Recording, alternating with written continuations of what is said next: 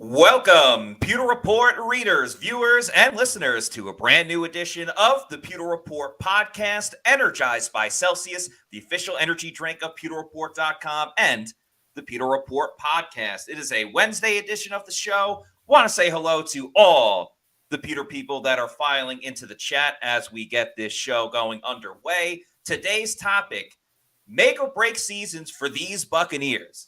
There are a handful of Tampa Bay Bucs heading into this 2024 season that may or may not be on the hot seat just a little bit.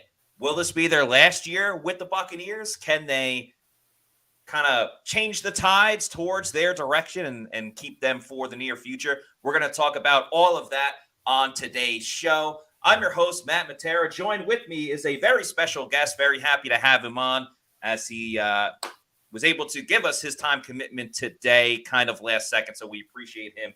He is the co-host of the Locked On Bucs podcast. You can find it everywhere podcasts can be found, including on YouTube, and he's the deputy editor of Bucs Nation. It is James Yarko. James, thank you so much for joining us this afternoon. Yeah, it's my pleasure. Happy to be on, happy to be joining you, and excited to talk about some of these make or break guys. Yeah, there certainly is a number of players that we will be talking about. A couple on offense, a couple on defense, and some very notable names as well. But before we get into that, James, why don't you just tell everybody a little bit of your background covering the Bucs and what you're doing right now as we enter a busy time in the offseason. Yeah, I mean, I've been covering the Bucs for probably the better part of 10 years now. And of course, been with the Locked On Podcast Network for a long time, and now I've taken over with my former co-host David Harrison, moving on to Locked On Commanders. It's just me over there 5 days a week.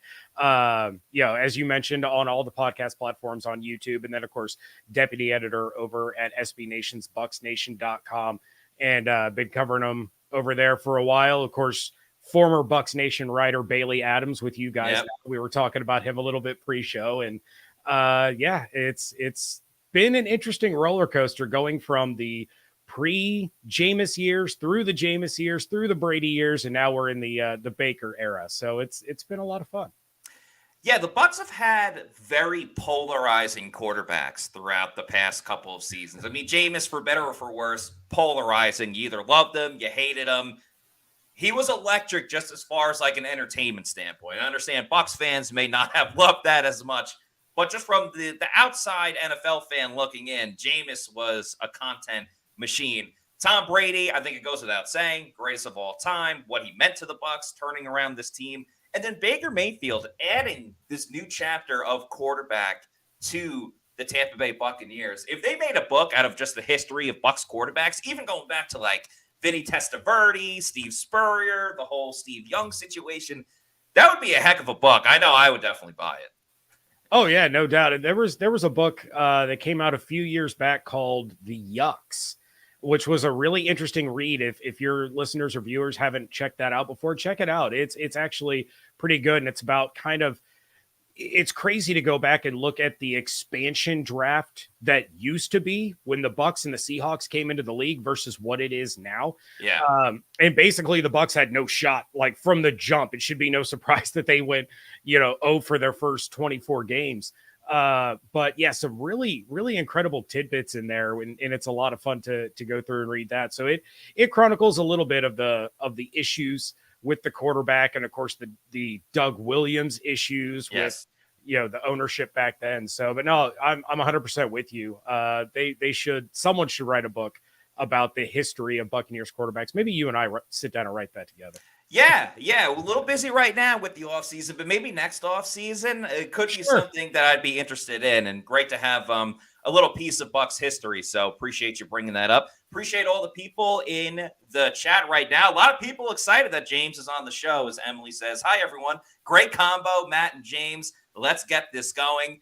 Go Bucs. Now, we just mentioned Baker Mayfield a minute ago. He's not on the hot seat. We know he's good to go. Signed that 3-year contract, $100 million, $50 million guaranteed.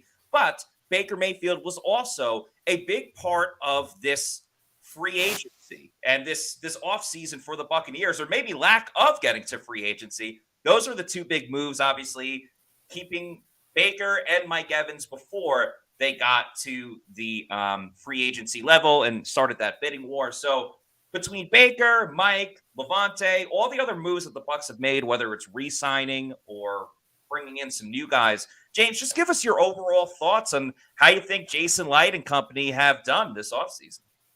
Yeah, it's funny you bring that up. I was actually having this exact conversation with my youngest son today because we were talking about the Stephon Diggs trade. Yes. And he goes, the Bucs didn't have any money. They couldn't do anything. And all these other teams are doing all this stuff. And I said, really, if you sit down and think about it, you had Baker Mayfield, who was one of the top quarterbacks hitting free agency. You have Mike Evans, who was one of the top receivers hitting free agency. You have Antoine Winfield Jr., who was arguably one of the best defensive players, not just safeties, but defensive players hitting free agency. And the Bucs got all of them. Yes. And I said, if this was the Las Vegas Raiders, everyone would have been talking about what an incredible offseason they had, bringing in those three guys. And then you throw in Levante David. So, I think they've done a great job in free agency. And then you throw in bringing back Jordan Whitehead to go to the back end with Antoine Winfield Jr. I think it's been a great free agency that the Bucs have had because some of the best players that were available were right there in-house. So it's not as sexy as the headlines that you would see on NFL Network or ESPN or whatever of this guy moving teams or that guy moving teams. But when you keep all of your own guys that are, some of the most coveted, that's a great offseason. So I really like that they stuck to the plan, that they stuck with these things, and now they can grow and build off of the success, to some surprising success of last year. Yeah, there's no rule in the NFL that says that you can't re-sign your own guys and still have a great offseason. I think that part of the, the lack of not excitement, because I think Bucs fans are still excitement, but the lack of oh wow, the Bucs are making moves and things like that, is that there's not necessarily that shiny new toy that is now with Tampa Bay. Even their biggest new, and I'm putting in quotations, new free agent signing was a guy that already played for the Buccaneers and won a Super Bowl. So the importance of getting Baker back and Mike Evans, keeping that continuity, that chemistry was so important. Even Antoine Winfield Jr., I know it's a franchise tag right now, but odds are that they're going to sign him to a new deal this by the end of the summer. That was really important. And even some of the smaller moves like Sua Opeta and Bredesen, it at least brings competition to starting left guard, which is vacant going into this year. And I think a little bit of an upgrade as well. So, I mean, I can't see how anyone would give the Bucs any other grade besides an A this offseason because they brought back everybody. And the last point about Baker, because we're going to talk a lot about Baker Mayfield on tomorrow's show when we have Greg Cosell from NFL Films joining us. So we'll talk even more about Baker Mayfield. But let's not forget that Baker is still the third highest paid quarterback in the NFC South. So Kirk Cousins still getting paid more than Baker. Derek Carr, I don't know how, is still getting paid more than Baker Mayfield. So again, hats off to the Bucs front office, Jason Light, Jackie Davidson, Mike Riedberg for a job well done. But with the topic of today's show, they might have to make some tough decisions next year. And so we're looking into our crystal ball just a little bit when it comes to these Bucs players, because they got to perform this year in order to kind of keep their Bucs uniform in red and pewter. So let's start off with the guy that was on the graphic. Don't make a scene, but we might make a little bit of a scene when it comes to this player. Jamal Dean. First of all, James, do you think that Jamal Dean is on the hot seat? Because I got a couple of opinions, but curious to get yours first. I think he's certainly a candidate to be on the hot seat, especially coming off of last season and the contract that they gave him. If he doesn't bounce back to form that earned him that contract, the Bucs have that built-in out to get out of that deal, and I don't think they'd be afraid to use it. I mean, this is a team that just got rid of Carlton Davis because there were, contract issues on top of availability issues. Bruce Arians, the best ability is availability, and Carlton Davis hasn't had much of that, so he gets to go to Detroit. And, of course, I wish him the best of luck. But yet Jamal Dean is not coming off of a great season. And if he has another season in 24 like he had in 23, he's absolutely a candidate to end up being shown the door. Yeah, I think the biggest issue for Jamel, and it's very similar with Carlton Davis, and it's really just a microcosm of the Buccaneers at corner, is he didn't make enough plays as a corner, i.e., I never use i.e. when saying example, so it's crazy. I just use it there. But for example, not having any interceptions last season. And the other part of it is that he gets injured often. And, sometimes injuries are a finicky thing. You can't always, predict when they're going to happen.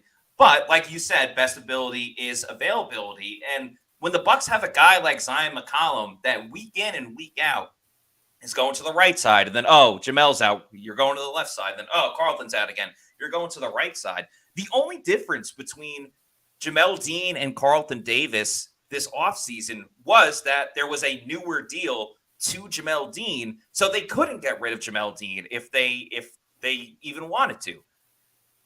If all things were the same and the contract numbers were similar, I think the Bucs, they obviously wouldn't have gotten rid of Carlton and Jamal because that would have just been asinine. But I think there's a fair argument to be made that if all things were equal and they signed their deals at the same time, it could have been Jamal Dean who was the one that got traded or got released this year, so the Bucs can get a little more salary cap cushion to those numbers for them this season. Because this picture right here, that was a costly drop in the playoff game against Detroit, and the Lions ended up with the field goal, so it didn't burn the Bucs as much as it possibly could have, but it still hurt Tampa Bay in that situation. And I know Carlton and Jamal both couldn't catch the ball, but Jamal had 2 interceptions in 2022. They both came in week 2, so deuces are wild right now, against the New Orleans Saints. He did not take the ball away ever since then and didn't have any last year. At least Carlton, while he still had a lot of his issues,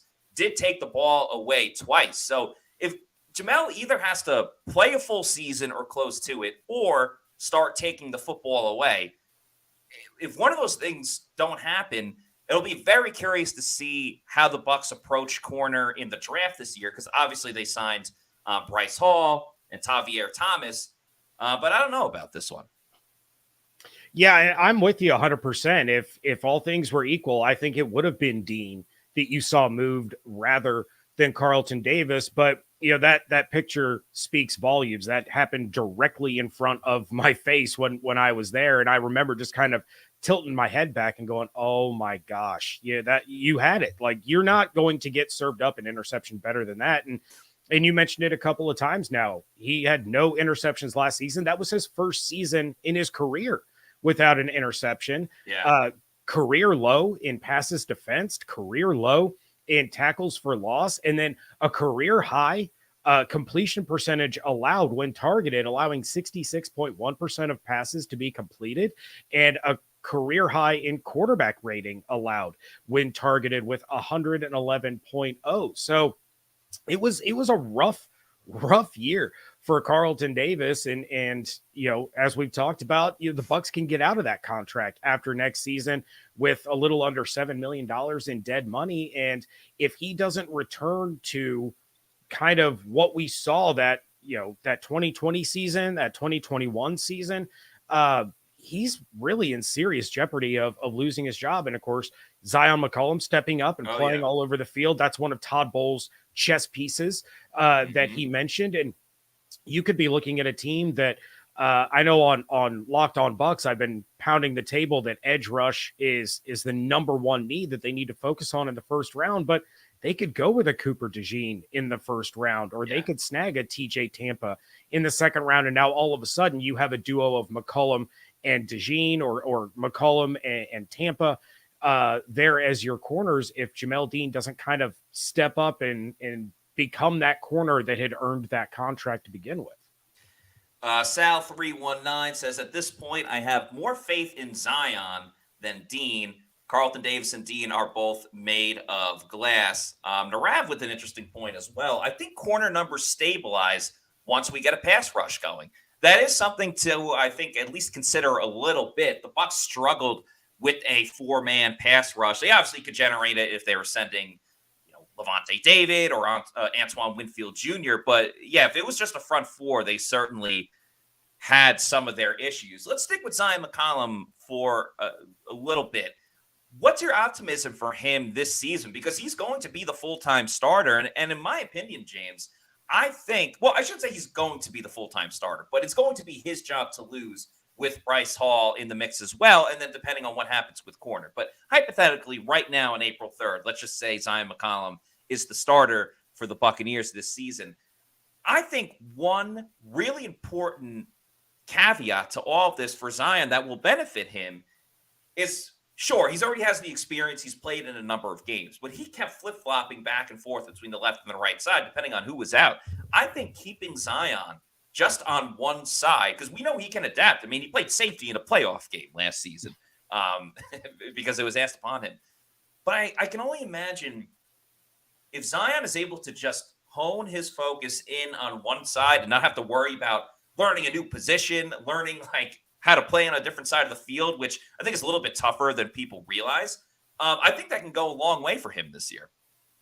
Yeah, and I mean, you really just go back to the giant leap forward that McCollum took last year compared to his rookie season. He really started to come into his own, and we know that in Todd Bowles' defense, one of the most difficult things to do is to kind of adapt to that scheme as a member of the secondary, whether it's a safety or whether it's a corner. Todd Bowles asks so much of those guys that being a rookie, it's kind of a steep learning curve, and it can be really daunting for those guys. But McCollum really started to get comfortable, and now all of a sudden his number's getting called because Davis is out, because Dean is out, because the safety position outside of Antoine Winfield Jr. was a hot mess.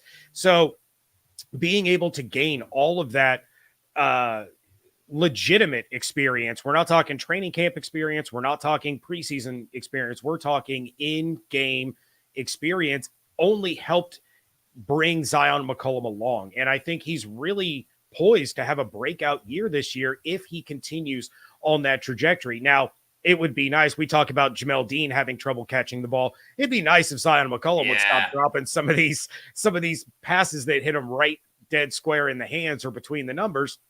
But again, I go back to how much he struggled as a rookie, and he was a player that I really liked when the Bucs drafted him, but had those serious growing pains. Well, then he took that giant leap forward with all of the times that he had to fill in. And I think Zion can actually really turn some heads this coming season. He's going to have his work cut out for him. There's no doubt about it.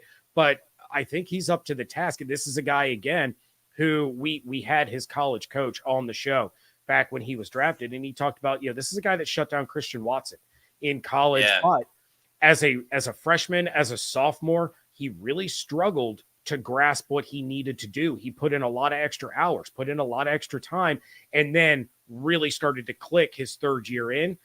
You're really going to see kind of something similar, a little bit slow on the learning and the developing, but once he gets it, he takes it to another level really quickly.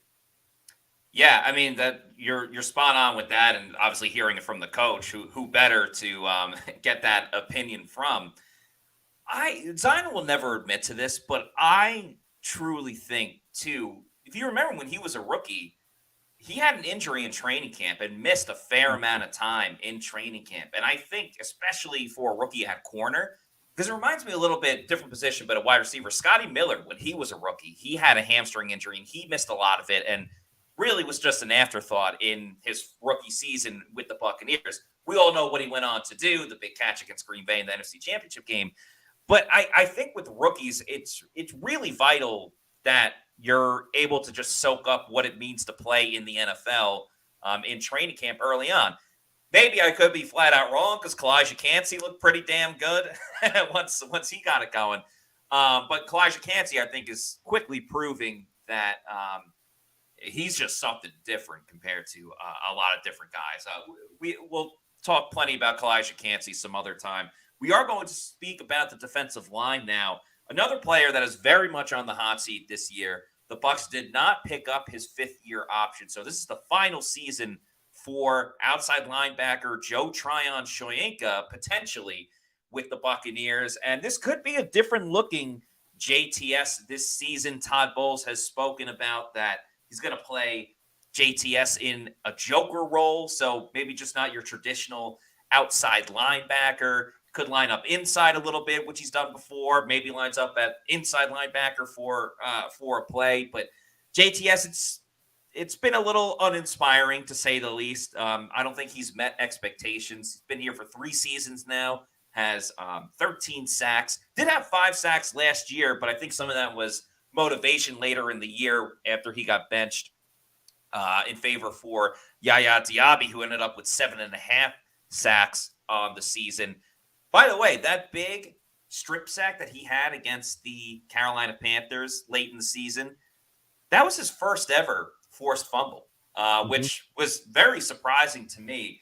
But James, what do you think about JTS going into this season? It just feels like it's now or never for Joe Tryon-Shoyinka because he got benched. Did he get the message, though? Because he did kind of turn it on at the end of the year. Maybe that's kind of what JTS needed.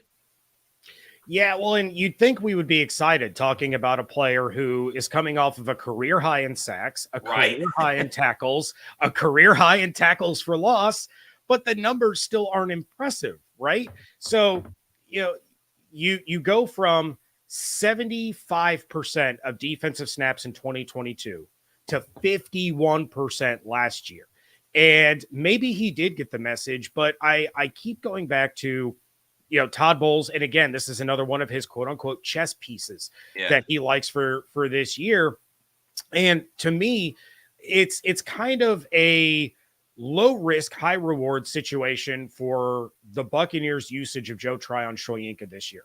So Todd Bowles has talked about moving him all over the defense, that he's not really this pure edge rusher like they were hoping he was going to be. But now he can go out there. He can play a little looser. He can play a little more free, doing all these different things, lining up all over the field. And if he gives you the same production that he's given you the last 3 years, fine. That's kind of what you come to expect out of Tryon-Shoyinka. And if he blows up, well, that's fantastic. It means you're going to pay more if you want to keep him around in free agency next year. But you have a situation now where it's either the norm or it's through the roof. And now the defense is that much better. As somebody in the chat mentioned, now the secondary looks better because you have more guys getting after the quarterback, forcing them off their spots, forcing them to get rid of the ball before they want to. And you have that trickle down effect. So it's really disappointing to see that Joe Tryon-Shoyinka hasn't panned out quite the way that they were hoping. But at the same time, coming into this season, it's kind of a low stress, low pressure for JTS because he's either going to ball out or he's going to move on. I think what's frustrating about JTS, and I really like him as a person, and I think he's like an okay player. I think where the frustration lies is that he was a first-round pick, and this is the production that they're getting. Like, if they drafted Joe Tryon-Shoyinka where they drafted his fellow outside linebacker, Anthony Nelson, I think everyone would be ecstatic about Joe Tryon-Shoyinka. They'd be like, wow, JTS, for where we got him, this is a steal. He's doing some great stuff. It's the fact that he has the tagline of being a first-round pick that I think hurts a lot of guys. And I still think about, I guess we're going down memory lane on today's show. I still think about like when JPP was here in his last season, and JPP was so important to the Bucs as a whole, helped them win a Super Bowl. But that last year, he was playing through a torn rotator cuff, and he's got that warrior mentality. He wants to play no matter what. And I wish at times the Bucs just said, hey, Jason, we're either going to sit you down for this game and not make you active, or we're going to give a lot more reps to Joe Tryon-Shoyinka. Because I do think that early on experience, I think would have helped him the second year, which would have helped him like last year as well. But he didn't necessarily get that because the Bucs are still very much in win now mode. And why not go with a veteran like Jason Pierre-Paul? I still think JTS can bring value to this team. I mean, I think he's very solid at stopping the run still. And he's crazy athletic. I'm not willing to say that he's a looks like Tarzan, plays like Jane type of situation, but I very much think with his athletic ability and what he can do, this Joker role is very exciting. And if you're the Bucs, why not try to test this out? Why be stubborn and continue to line him up at outside linebacker and let him do the same thing over and over again? Because a lot of the story about Joe Tryon-Shoyinka has been he can get around the tackle. He can get to the backfield. It's been the last 5% of the job that's really been the issue for Joe Tryon-Shoyinka. So if you put him on the interior and let him kind of just create penetration to make the quarterback go to the outside where Yaya can clean up, or you put him in some crazy roles where he can just blitz instead and use that speed. One thing we know about Todd Bowles is that he will come up with crazy, chaotic blitzes. Vita Vea at linebacker, Levante David out on the edge. The world is Todd Bowles' oyster. Why not see what you do? And if it fails, you're in the same situation that you were just in with JTS. Yeah, well, and not only that, and we know how much the injury bug hit the Buccaneers last year. And if the injury bug hits you at edge rusher, well, now you have this kind of rotational Joker role that it also provides you depth at another position. We're still going to see JTS line up on the edge. It'll still happen. Yeah. It's just not going to happen as often. And sometimes he'll be, up on the line with his hand in the dirt. Sometimes he'll drop and he'll line up next to Levante in the middle of the field. He'll be all over the place. But worst case scenario, you still have that guy that you can line up on the edge if you need to. If Yaya goes down, if Anthony Nelson isn't pulling his weight in his rotational role, if they draft a guy at 26, like a Chop Robinson or a Darius Robinson, and they're not really getting it early on, you can pivot back and you can still have JTS on the edge. And again, what you're going to get out of him. You're going to get 4 to 5 sacks. You're going to get plenty of pressures. He may not be able to actually bring the quarterback down, but you're going to get that long athletic frame with those long arms in the quarterback's face and hopefully force some bad decisions, some errant throws, and allow Winfield and Whitehead and McCollum and Dean to create some turnovers there in the secondary. It is interesting, too, because there's that little dangling carrot there with Jose Ramirez, who was on the practice squad last year, and especially Marquise Watts, who made a splash last year. So it is a little bit of that, hey, what's on the other side of the fence here? I know there's that saying the grass isn't always greener, but we've seen a little bit with Marquise Watts. We've gotten a taste of it that kind of makes you want to see a little bit more. So it's kind of like, well, if they were to try to trade JTS or just full-blown bench him or whatever, what could we see with Marquise Watts and Jose Ramirez? But then you look at the other side of it, to your point, they have little to no experience at all, and you'd rather at least have an experienced type of player in that rotation. Shout out to Josue Ortiz. Thank you for the $9.99 super chat. As Josue says, love this union of my two favorite Bucs channels. Nice to see a collab here. For both, how much of a threat is, I think you're trying to say Canales and this Falcons team? Well, Canales is coaching the Panthers. Maybe you mean or this Falcons team as well. Let's handle it that way. That's how I interpret it. Dave Canales, obviously, he knows the Bucs offensively in and out. Love Dave Canales. Had a great chat with him over at the Bucs annual meeting. Wish him very well with the Panthers. I still think Carolina is a season or two away from truly being a thorn in the Bucs side. They made some moves this offseason kind of along the defensive line. They obviously traded Brian Burns, though. They lost Frankie Louvu as well. So while they gained some replacements on the defensive line, I feel like it kind of evens out with who they lost. And Brian Burns wasn't even a crazy threat to the Buccaneers. I know he's a great edge rusher, but to the Bucs, didn't really do too much damage. The big question for the Panthers as well is, can Dave Canales do with Bryce Young what he did with Geno Smith and specifically what he did with Baker Mayfield? Still don't love all of the weapons that the Panthers have. They don't have a first-round pick, so even if they go at wide receiver, there's still going to be a number of guys off the board. That's why I still feel like Canales could be a problem, just I don't think this season just yet. Atlanta, I keep going back to this. Obviously, the big move, Kirk Cousins. Everyone has, the Falcons are the team to beat. How much better is this Falcons team than the Vikings team that Kirk Cousins was just on? I don't think insurmountably better with Kirk Cousins coming over here. Kirk Cousins has always struggled in the big moment, in primetime. We've seen it time and time again. Now, all of a sudden, with the biggest expectations he's ever had in his career, now all of a sudden he's going to put it together.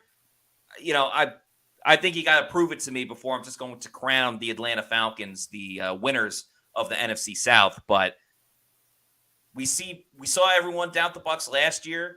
You want to doubt the Bucs again? Fine. They love that. That's in their DNA. But James, your thoughts about this? Yeah, I think with Dave Canales, it's too much too soon.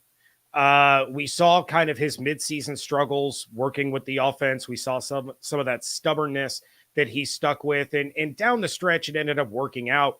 But I find it kind of funny now that we have Dave Canales in what I feel is going to be kind of the Buccaneers Raheem Morris mold, where it's going to be too much too soon. He's going to be let go within the next couple of years, mostly because their quarterback is terrible. I was not a Bryce Young guy coming out in the draft last year. I don't think that Canales is going to be able to fix him because I just don't think he's very good. I could be wrong. I also didn't believe in CJ Stroud, and that blew up in my face. But then you're going to see Canales kind of relegated to an assistant role, work his way back up to a coordinator role before he gets another opportunity as a head coach. And again, I could be wrong. I wish Dave Canales nothing but the best because he was such a nice dude. He was great to talk to. He was a lot of fun, really energetic. I just don't think that this Panthers job with that ownership and that roster was the right move for Canales. There's only 32 of those jobs. You got to take them when you have the opportunity. As for the Falcons, I actually did a deep dive on Kirk Cousins and why I don't think that, the Falcons hype is really worth it. They're a talented football team. And they're a better team now absolutely. with Cousins. Yeah, and with the coaching staff, I think Raheem Morris is going to be a really good head coach. But Kirk Cousins is the greatest quarterback of all time in terms of getting money. Like, his agent just fleeces everybody to the point that his career earnings are higher than Tom Brady's. But he's not going to come in and save that team. He's not going to come in and all of a sudden make them a Super Bowl contender. He's going to make them better than they were. But I mean, I would still take Baker over Kirk Cousins pretty much any day of the week and twice on Sundays. There you have it. Thanks to Paul, a.k.a. Florida Dreamhouse, for this $5 super chat, who says, my two favorite podcasters on one show. Matt, James is no JTS fan, LOL. Looking forward to the draft, OTAs, preseason, and 2024 season. Appreciate Pewter Report and Locked on Bucs. We appreciate you as well, Paul, a.k.a. Florida Dreamhouse.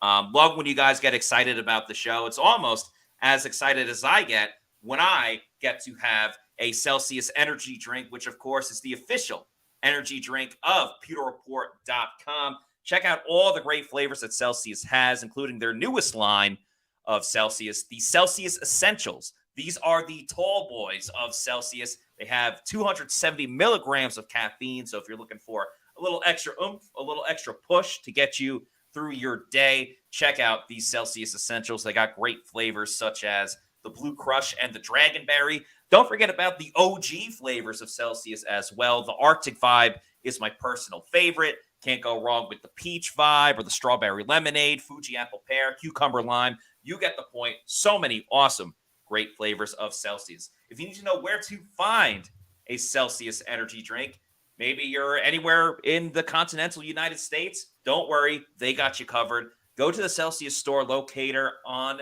their website. Punch in your address, and it'll tell you the closest location where you can pick one up. Could be a Walmart, Target, 7-Eleven, health and fitness store, or if you're lucky enough, you could be going to your bodega. We did it when we were in Orlando. We did it when we were in Indianapolis. All over, just use the store locator. Once you know that you love Celsius, and you want to get more because you don't want to make 1,000 trips to your bodega, that's when you could buy it in bulk over on Amazon. Go to the subscribe and save. I should say click on the subscribe and save.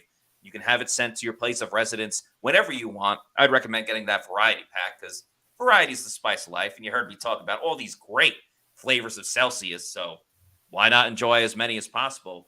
So have it set up to be sent to your place of residence whenever you want. Could be a week, month, quarterly, yearly. You're in charge. You're the captain now. Just make sure you're drinking Celsius energy drinks. Make Celsius your number one pick during this draft season. Celsius, the official energy drink of the Pewter Report podcast. This next player we're about to talk about, we're moving to the offensive side of the football for a little bit. Could be a tad bit controversial because he is a beloved player. We talked about him a little bit on yesterday's show. He's been vital to the Buccaneers throughout these past couple of seasons, but might be do or die time for wide receiver Chris Godwin. And the reason why I say this is the Bucs are going into this year with two wide receivers that are getting paid over $20 million. Of course, I'm talking about Mike Evans and Chris Godwin. There is no debate. There was a debate at one point around 2020, 2021. Who's the best receiver on the Buccaneers? Is it Mike Evans? Is it Chris Godwin? Or was it Antonio Brown for a little bit? Obviously, Antonio Brown literally took himself out of the race when he stopped playing for the Bucs in that infamous game against the Jets. But now there is no debate. There is no discussion who was wide receiver one for the Buccaneers. It is Mike Evans. He had another year of over 1,000 yards, led the Bucs in receiving yards, led the Bucs in touchdowns as well. Chris Godwin, not so much the case. He did get over 1,000 yards, if I'm not mistaken, but the touchdowns were much further down. Yeah, Chris Godwin had 1,024 yards on the season, 2 regular season receiving touchdowns, did score a tutty in that playoff game against the Eagles as well. The reason why I say Chris Godwin is, on the hot seat, needs to have a better year this season is because the Bucs can't go much further paying 2 wide receivers $20 million a season with the production that Chris Godwin gave. If this was Chris Godwin in 2019, when he was unreal and had 1,300 receiving yards and 9 touchdowns, or if you guys remember, 2020 he was great, but 2021, those 3 or 4 games that he had right before he got hit by the Saints and tore his ACL, those were some unreal moments by Chris Godwin. If the Bucs were getting that Chris Godwin, I would have no problem with them trying to sign him to an extension this year because he's in the last season of his contract. But since he's come back from his torn ACL, he's still a good player. He is a solid player. I don't know if he's a $20 million per year player. And when you look at the Bucs potentially going wide receiver in round 1 or round 2, and with the talent at wide receiver that's available in this draft, and Trey Palmer kind of waiting in the wings, if they go like Keon Coleman or someone like that in round 1, Chris Godwin could be the odd man out after this season, in the sense of the Bucs may say, we don't want to re-sign Chris. You can go to free agency and see if you can get that money. But that's why I think it's a make or break year for Chris Godwin. It's hard to disagree, but it also hurts my soul. Yeah, I get that. It's not easy. It's a nasty business. I mean, look, three straight 1,000-yard seasons, but on the flip side of that, fewest receptions since 2020, fewest receiving touchdowns since his rookie year when he got his first touchdown in the final minute of the final game to win that one and send a lot of Bucs fans into a tizzy because it hurt their draft position. Lowest catch percentage since 2018, fewest yards per game since 2018. And I take a look, and I've been talking about this quite a bit on my show. I actually have a deep dive on Chris Godwin and potentially replacing him coming up over at Locked On Bucs. But you take a look at kind of the tale of 2 seasons for Chris Godwin, right? He was a non-factor for the first half of the year last year. And then all of a sudden was able to turn it up, turn it on, and become a huge impact player. But with Liam Cohen coming to town and being the offensive coordinator and talking about utilizing Chris Godwin in that Cooper Kupp role, I think Chris Godwin is poised to have one of the best seasons of his career. And you move him back to that slot position where he had 63% or more of his snaps coming out of the slot from 2019 to 2022. Last year, 37.5% of his snaps were out of the slot. And that's where he's most effective. That's where he does his most damage, creates those mismatches, is the move the sticks guy. He's the money down guy. And you get him back in that role and utilize him the same way Cooper Kupp was utilized when Liam Cohen was in Los Angeles, and he could absolutely explode.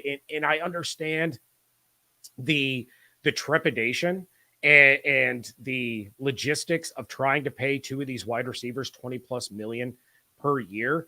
I don't know that Chris Godwin gets 20 million plus a year on the open market. I know Spot Track has his estimated market value at 21 million a year for next year's free agency. But think about the free agency class that he's going to be joining.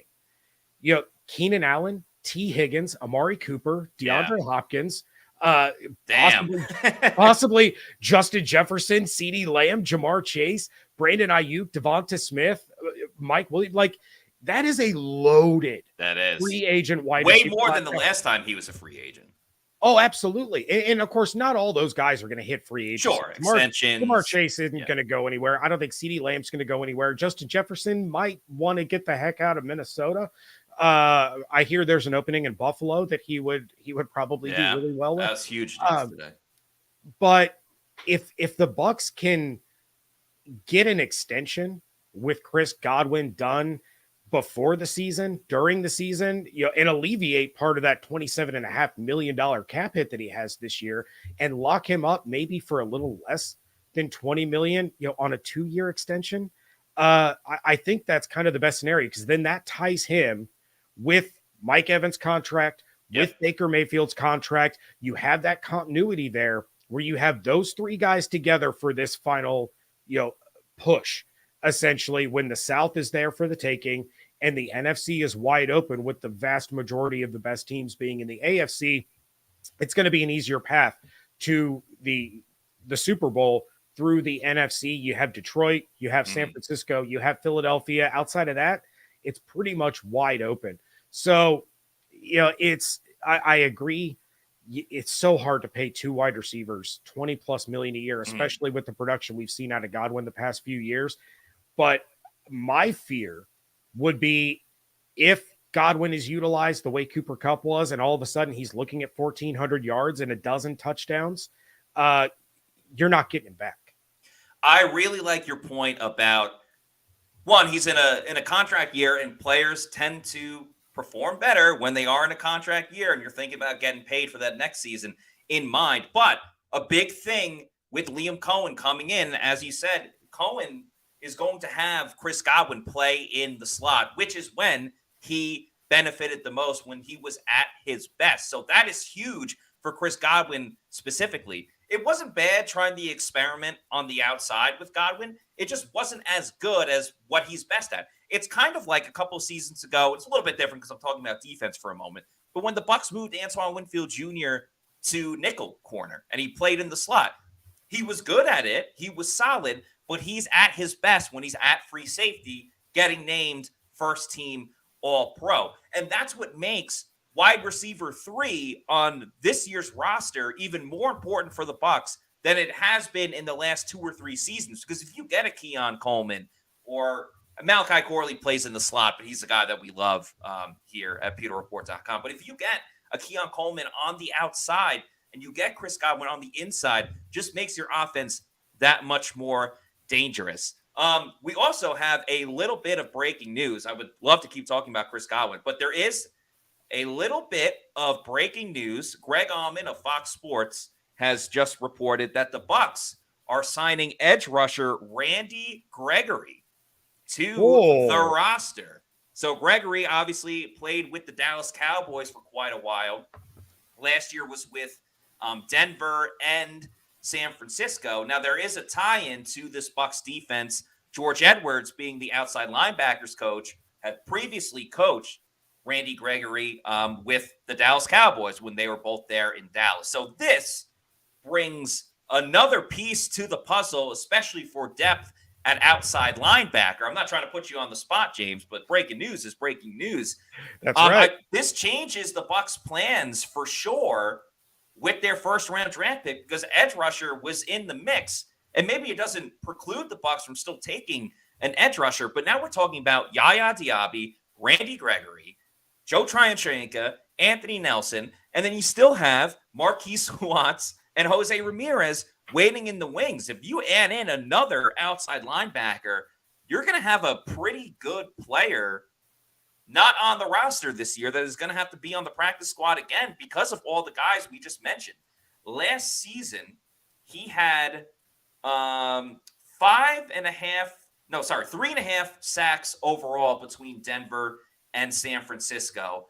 Never had more than 6 sacks in a season. His best year was in 2018. He recorded 6. And in 2021, he recorded 6 as well. Had a bit of an injury issue in 2022, his first year with Denver.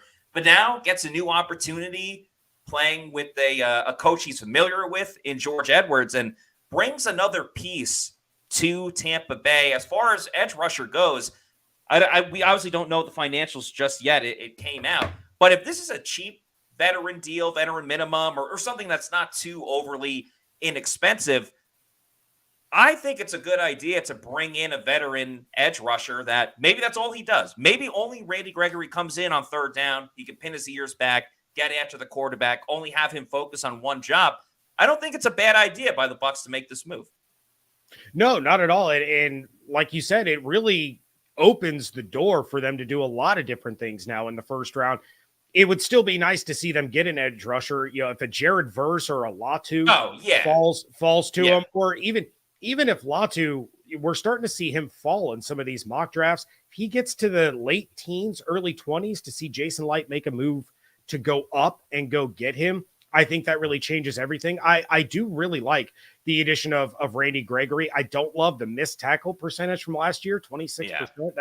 That's not good, but this is a guy who creates a lot of pressure, gets after the quarterback a lot, and while it doesn't always result in sacks, like you mentioned, he career high is 6 in a season that he had with Dallas in 2021. He is a guy that takes away a lot of the focus for the opposing offense. They have to account for him, or he will make them pay. So now, if you have him lining up opposite of Yaya Diaby, coming off of a very impressive rookie campaign when he really didn't even play all that much, now all of a sudden it's pick your poison. Do we have to make sure that our focus is on Gregory and make sure he doesn't get to the quarterback, or do we focus on the young guy and then let Gregory go one-on-one with whoever he's up against? It just really opens up a lot of options. And it goes back to our conversation earlier about Joe Tryon-Shoyinka. Now, all of a sudden, you don't have to rely on him as much to be that depth guy at edge rusher should someone suffer an injury, because now Gregory's in the mix. You still have Yaya. You have Anthony Nelson. You mentioned Watts. You mentioned I just had Jose Ramirez. Oh, Jose Ramirez. Yeah. You have these other guys that can work their way in now. So now you're still able to use JTS in that joker role, regardless of what's going on edge rush. I still expect them to add another one in the first 2 days, but maybe now that opens the door for them to go wide receiver or go corner in the first round of the draft, rather than being hyper focused on edge rush. Bucs taking a little bit of a gamble with this Randy Gregory move. You could take a little bit of a gamble if you want to over at MyBookie.ag. We got the NBA and NHL in full swing. The Final Four is taking place this weekend. Baseball just began. I actually put in a bet before of the Red Sox -1.5 over the Oakland A's, because the Oakland A's absolutely stink as an organization. My point being, if you want to go gamble on a little bit, sign up at MyBookie using the promo code Pewter. That's PEWTER. And get a first deposit bonus when you sign up. That's free money, absolutely free money in your MyBookie account. Even if you learn from Plant City Math, you know that is a heck of a deal. So check out MyBookie.ag. Use the promo code Pewter. Do some parlays, dabble in some different sports. And take a look at their online casino as well. Not everybody can go and travel to the casino when they want to. They have all the great online casino stuff, whether it's roulette, craps, blackjack. You can enjoy it from the comfort of your couch. So check out MyBookie. Use that promo code Pewter. That's PEWTER. Next player we are going to talk about as we start wrapping up the show is Robert Hainsey. I don't think this comes as too much of a surprise. Bucs have had the worst run game per average over the last 2 years. It's not all on Robert Hainsey, but it's clear that they can use an upgrade. It's not even Robert Hainsey's fault as well. I mean, Ryan Jensen got hurt 2 seasons ago, so he had to be the guy. And then again, there was hope that Ryan Jensen was going to play and wasn't able to. I think he's very solid as a backup. I do think they can use an upgrade at center as they also figure out left guard. Wouldn't hate Jackson Powers-Johnson if he's available with that first pick, especially now after the Randy Gregory move. Yeah, Robert Hainsey's struggles last year, again, kind of hurt my heart. My older son is a diehard Notre Dame fan, so he was super pumped when the Buccaneers took a member of the Fighting Irish. Fingers crossed they take another one in Audric Estime, but that's a conversation for another day. But in 2022, according to PFF, and of course, I don't view PFF as gospel, but it's a nice tool to be able to utilize and take a look at things. They ranked him the 13th center in the NFL in 2022, which is pretty solid. Last year, 32nd, a massive drop off for Robert Hainsey. He allowed 27 pressures, which was the 12th most among starting centers, and allowed 4 sacks. Last year, his run block win rate was 59.5%. You cannot have that. For the anchor of your offensive line to lose over 40% in run blocking is inexcusable. And I think it got to a point last year where if the Bucs had another option, they would have moved to it. But Robert Hainsey was it. Like, that was the guy. So you take a look at some of the offensive linemen in this draft that they could bring in. A lot of these guys that are slated to be guards are centers that are projected to move to guard, or tackles that are projected to move to guard. I think if the Bucs can land a center / guard, we're going to have a competition at 2 different positions between Robert Hainsey and whoever that draft pick is. Because if the rookie is performing better at center, it might behoove the Bucs to move Robert Hainsey back to the position where he dominated at Notre Dame, get him back over to guard, and then have a true center anchoring the offensive line. And I think all around that immediately improves the offensive line. Maybe Hainsey just isn't cut out for life as a center, and I think he is a starting caliber guard, especially in Tampa, lining up next to Tristan Wirfs. But it's going to be really interesting to see how this plays out, because Robert Hainsey may already have lost his starting center job, but we just don't know it yet. Yeah, I've thought about that as well, where if they take Jackson Powers-Johnson, or say they want to play Graham Barden at center, for example, then does Hainsey, then does Hainsey just jump in and get into the competition with guard? Like, what if they just slide him over to one spot? And I don't think it hurts to add more competition, because then it truly will be the best man winning that job. In worst case scenario, he's your backup center, and you're not like stressing or freaking out if something happens to the starting center. You just input Robert Hainsey, and you kind of keep things going. Last 2 players we're going to talk about, we can kind of just get into it pretty quickly. The 2 players I had on my list, Kyle Trask, who obviously is not going to be starting, and Ko Kieft. Trask, I think it's pretty obvious. He's in the last year of his deal. He hasn't won the starting job. He's not going to win the starting job with the contract they just gave Baker Mayfield. Yes, the ownership and front office has ties to Trask because they drafted him, but Liam Cohen has no affiliation or anything with Kyle Trask outside of scouting him back in the day when helping out the Rams and just looking at quarterbacks. So if they find a guy they like in this year's draft, I don't think it would stop them from having one more year with Trask and then letting him go on his merry way. The other one for Ko Kieft, I mean, at this point, he's a glorified fullback. He doesn't provide anything in the passing game, despite scoring 1 touchdown last year on his only catch of the season.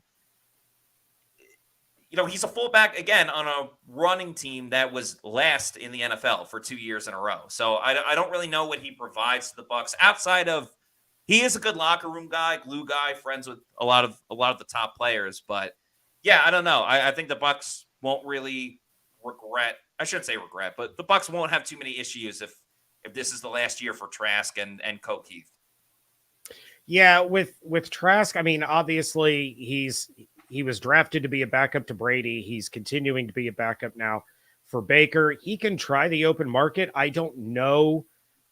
Of course, the NFL landscape this time next year is going to be completely different than it is right now, but I don't know what team would bring Trask in to be a starter. I don't see a Mike Glennon to the Bears situation.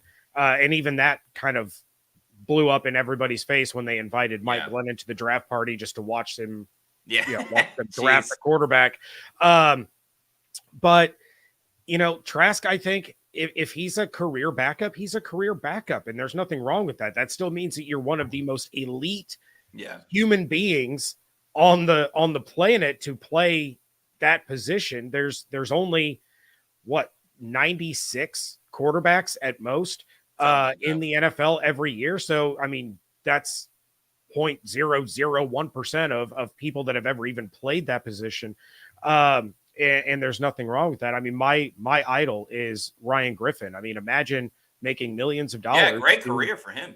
Yeah, I mean, you show up at practice, you never get hit, and you're coming away with, generational money. Good for him. I never bought in to Kyle Trask. Watching him during training camp, watching him during preseason, I do think he did well in preseason compared to previous years last year, but I never saw him as a starting caliber quarterback. And you go back and you wonder what could have been with that second round pick.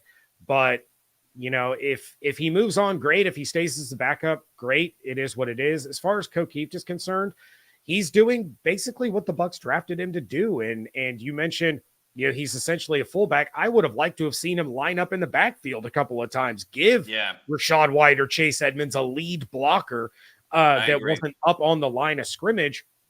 And I think the utilization of him there would have been fantastic, especially in goal line situations or 4th and 1 situations. But we kind of knew when he was drafted, he's not a pass catcher. He's when he catches a pass, everybody gets hyped and excited because it's not something that really ever happens. But he was brought in to be a blocking tight end. He's been a blocking tight end. Again, I could see him sticking around and signing another deal because it's not going to be expensive. He's not going to have a huge market in free agency. So if he keeps doing what he's doing, I think he's going to be all right. But I also fully expect the Bucs to bring in another tight end probably after the draft. I don't see them taking one draft weekend, but you bring in a low-cost veteran pass-catching tight end to go with Cade Otton, to go with Payne Durham, who came on, pretty well at the end of the year. Took a little while, but he started to make a couple of plays here and there late in the year. So, yeah, Keith is who we thought he was, and he's playing the role that he needs to play. I think a lot of Bucs fans would be in agreement that they would have liked to see Keith kind of leading the way on some of those short yardage run plays. If you need a top-notch realtor to lead the way, whether you're buying or selling a home, the best person to work with is the official realtor of PewterReport.com. That is Eric Gross and the Eric Gross Group. Shout out to Eric and Caitlin Gross, who both work together. It takes a full team effort to win a football game, and it takes a full team effort to win in real estate. The Eric Gross Group has done hundreds of transactions in this crazy real estate market and has experience in all types of situations. Eric is an avid Pewter Report reader. He's been on the podcast before, and he's a Tampa native whose father was stationed at MacDill Air Force Base. He and his team have the market knowledge, top-notch communication, and commitment to excellent service that sets them apart.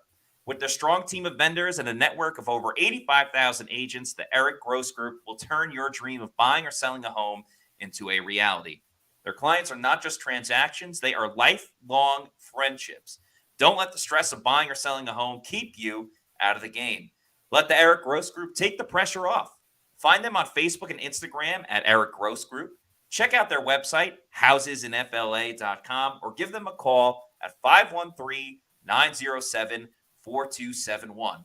Again, their website is housesinfla.com, and their number is 513-907-4271. No matter where you are on your home ownership journey, you'll feel welcome with the Eric Gross Group, the official realtor of pewterreport.com. Guys, we've had a great show today. We got a very special one coming up tomorrow with NFL Films Greg Cosell. Topic will be, can Baker Mayfield do it again? Scott Reynolds will be on the show tomorrow. Again, NFL Films, Greg Cosell, awesome analyst, can break down the film like anybody around this league. So we're very excited to talk about Baker Mayfield and Liam Cohen on tomorrow's show. Greg Allman did reschedule. We're going to have Greg on next Tuesday, so look forward to that on Tuesday's show. We'll talk about all of the NFC South with Fox Sports' own Greg Allman. And, of course, we got shows Monday through Thursday at 4 p.m. each week, including tomorrow's show with Greg Cosell. James, thank you so much for joining us this afternoon. One more time, please just tell everybody where they can find your work and what you're doing these days. Yeah, I'm the deputy editor over at bucsnation.com. Right now, we're profiling a different draft prospect every day leading up to the draft. Guys that could go in the first round, guys that could go in the seventh round, but that fit what the Buccaneers need. So make sure you check that out. New ones every single day. The last one that I did was on Audric Estime. As you can tell, I'm a big fan of his and what he could bring to the running back room. So make sure you go check that out. And then Monday through Friday on the Locked On Bucs podcast, available wherever you get podcasts and on YouTube. I go live every Friday and live intermittently here and there. Mostly, the shows are pre-recorded and drop in the mornings, but make sure you check that out. And Matt, it was a pleasure, man. I always enjoy chatting with you and Scott and of course, Bailey and all you guys over at Pewter Report. You guys just keep crushing it. And pleasure to be here and excited to do it again sometime. Yeah, absolutely. We'll have you on again. Really enjoy chatting with you. So make sure you follow all of James's stuff and the show. And then after you do that, please follow us on our social media on X, Facebook, and Instagram. We are at Pewter Report, and our YouTube channel is Pewter Report TV. We got the podcast 4 times a week, various clips, whether it's opinions or reaction videos to stuff, such as the new signing of Randy Gregory. We got various things from practice each day during the season with press conferences and all that great stuff. So tons of content over at Pewter Report TV, our YouTube channel. Please like and subscribe and leave a comment as well. Please subscribe. We're trying to get those numbers up. So appreciate all of the Pewter people. That's going to do it for us on today's show. For James Yarko, I'm Matt Matera saying thanks everybody for watching, and we'll see you tomorrow at 4 p.m. for another edition of the Pewter Report podcast. Out.